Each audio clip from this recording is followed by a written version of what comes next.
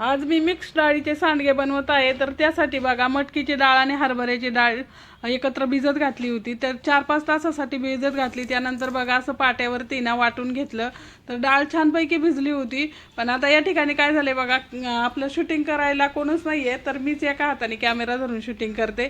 तर त्यामुळं मग असं मला जेवढं जमलं तेवढं मी शूटिंग केलं आणि काम पण केलेलं आहे। तर या ठिकाणी बघा सर्व डाळ वाटून झाली। यानंतर बघा लसूण घेतलेला आहे सोलून, त्यामध्ये जिरे टाकलं आणि एकदम बारीक वाटून घ्यायचं पाट्यावरती। त्यानंतर वाटून झालं त्यामध्ये हळद पण टाकली, मीठ टाकलं आणि यानंतर बघा तुमच्या चवीनुसार आपण यामध्ये मीठ आणि लाल तिखट आपल्या आवडीप्रमाणे टाकायचं। तर मी ते टाकलं आणि असं बारीक वाटून घेतलं।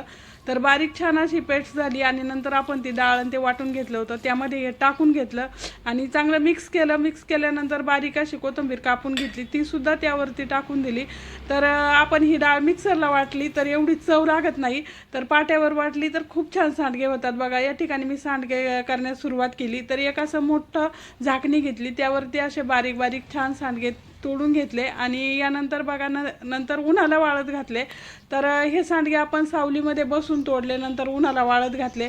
तर कपड्यावर तोडण्यापेक्षा आहे ना असं परातीत किंवा अशा मोठ्या भांड्यात तोडले तर छान होतात आणि चवही मस्त। कपड्यावरती जर सांडगे तोडले तर त्यामधील लाल तिखट, मीठ, लसूण, जिरे आपण घातलेलं असतं ना, ते कपड्यामध्येच त्याचं पाणी मुरून जातं आणि सांडग्याची चव छान लागत नाही। त्यामुळं असंच परातीत किंवा मोठ्या झाकणीवर तोडायचे, एकदम छान होतात।